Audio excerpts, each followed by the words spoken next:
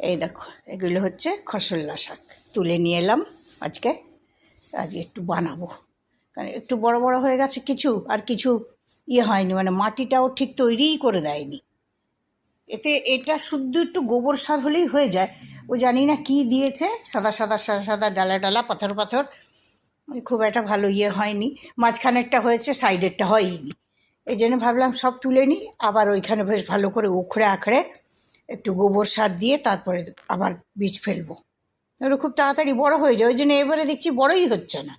তো আমি এখন তুলে নিয়ে এলাম সকালবেলা চা খাবার আগে।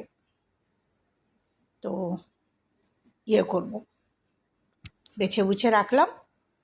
এর গোড়া এত সুতোর মতন থাকে, সব কচি থাকে, ভালো করে ধুয়ে একসাথে কেটে দিলেও, কারণ এর যে শেকড় না একবারে সুতোর মতন একটা দুটো থাকে।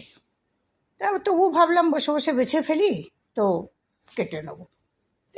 এইটা হচ্ছে আসলে এই খসল্লা শাক। এই দেখো, এই যে খুব পাতলা হয়, নোটে শাকের চেয়েও এরা খুব পাতলা হয়। এই যে একটা নোটে শাক দেখো, এই নোটে শাকের পাতাটা আর এই পাতাটা একটুখানি তফাৎ, আর গন্ধও তফাৎ।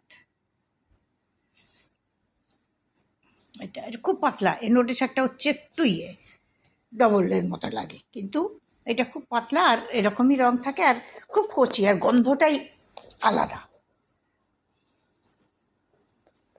তাই জন্যে তুলে ফেললাম, আর এবারে বেছে বুছে রাখলাম, কাটবো এবার। আজকে বানাবো, ওর ওই চা মা হয়ে যাক, ওদের জন্য চা করছে।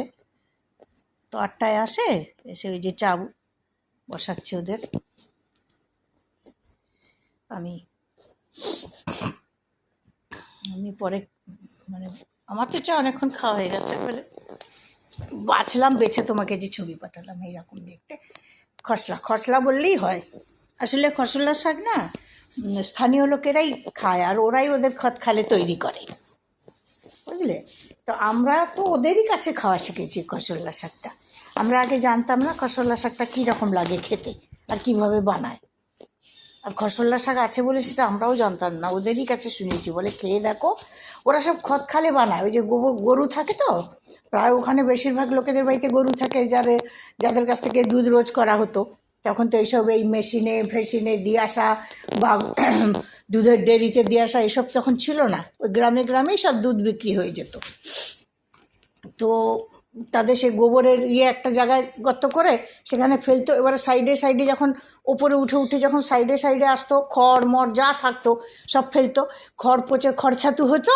আর ওই খসল্লার একটা জায়গাতে ওই গোবরকে বেশ ভালো করে করে ভেঙে ভুঙে দিয়ে সুন্দর মাদার মতন করতো, আর সেখানে খসল্লা লাগাতো। আমরা তো ওখান থেকে প্রায় নিয়ে আসতাম একজনের বাড়ির থেকে। সে বললো খসলা একবার দিয়ে গেছিলো, বলে খেয়ে দেখো, একে খসলা শাক বলে, খুব সুন্দর খেতে লাগে, কীভাবে বানায় সেটাও বলেছিল। তো সেই থেকে আমরা ওই খসলা শাকটা খাওয়া শিখলাম, আর তখন জানলাম যে ওটা খসলা শাক বলে।